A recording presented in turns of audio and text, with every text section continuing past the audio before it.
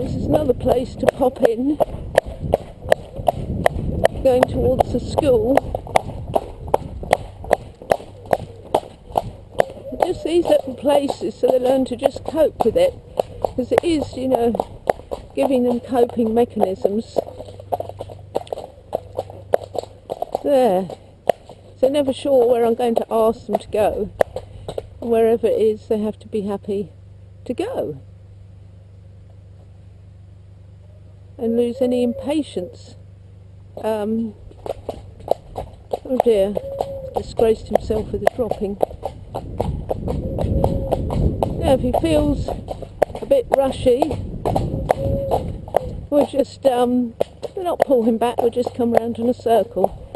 And it won't be many circles before he says, oh, I don't really want to rush. I think I'll stand. Good boy. Right, I'm walking on. So, coming out into real life, you can really get a sense. I mean, we've done the last two videos have been on straightness, and it is a particular theme, you know, that runs through horsemanship, and certainly with us, you know, it is all about ride forward, go forward, ride straight, and so the horse is not leaning one way or the other, and is not on the forehand, so it's tripping. So the horse is essentially carrying itself. And when you get that, you can start doing more sophisticated things. Thank you. Hello. I do get some funny looks. I could tell that man was going to be aggressive back there. But anyway, we'll leave that with him.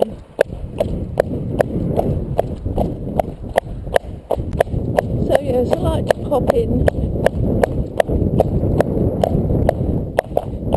wherever I can.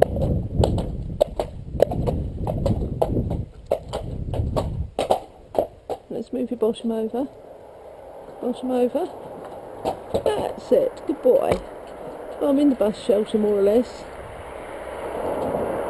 Boy.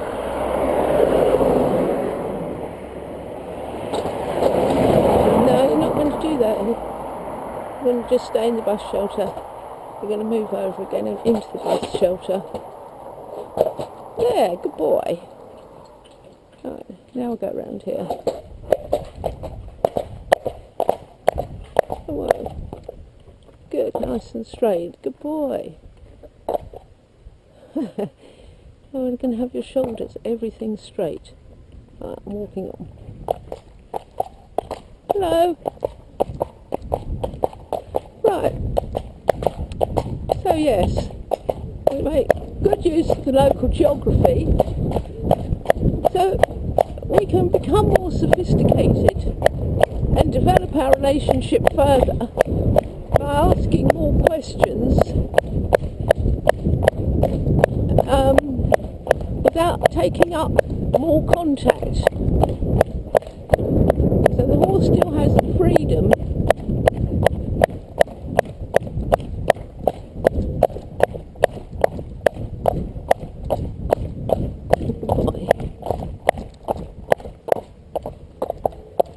Oh, I'm tired.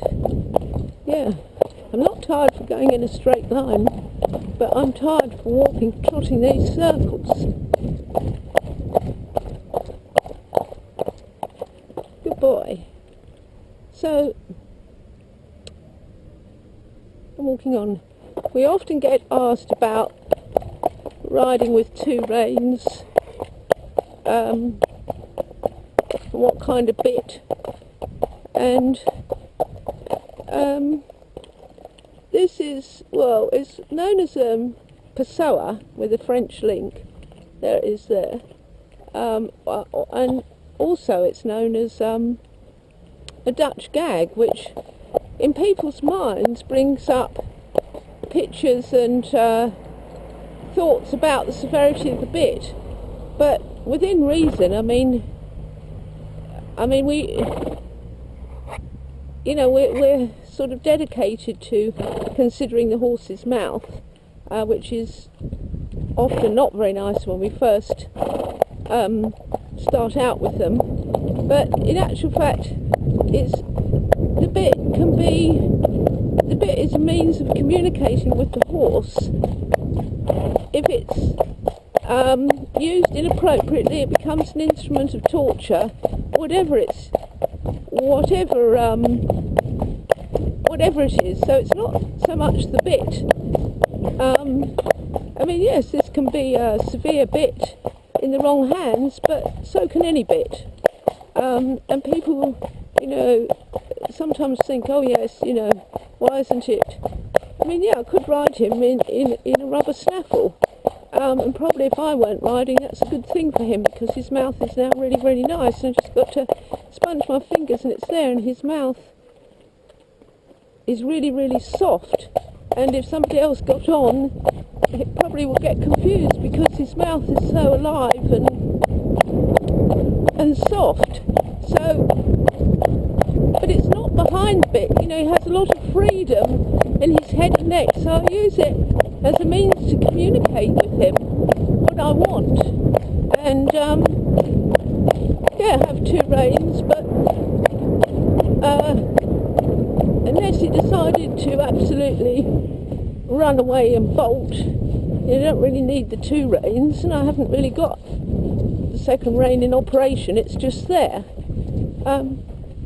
So yeah, he's a lot happier in the mouth now. It doesn't go behind the bit, so it shows that he's not having too much contact.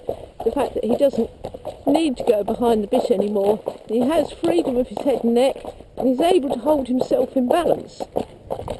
So these are all the things that can be achieved using the right consistent exercises. And I'm going to walk on again and come round again, and being very aware of the horse's mouth and not having too much contact.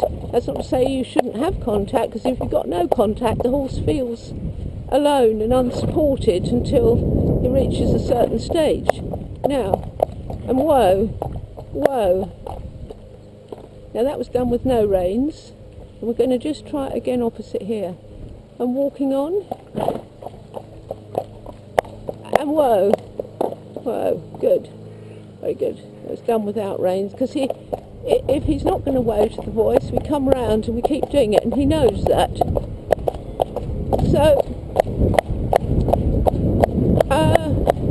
we're heading for home now, but you know, his trot is still really nice. You know, he's lost all that terrible anxiety. It's still there.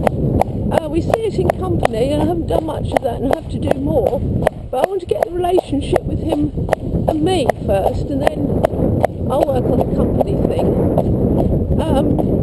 So he's choosing to walk. So I've been able to concentrate on the canter, because like a lot of horses, and especially cobs, his canter was non-existent. I mean, he really didn't have a canter. And in order to get any sort of canter, he had to go at 100 miles an hour. And so, of course, you know, got this nice rhythm going in the trot, and then you ask for the canter, and all of a sudden he's running and legs everywhere. Well,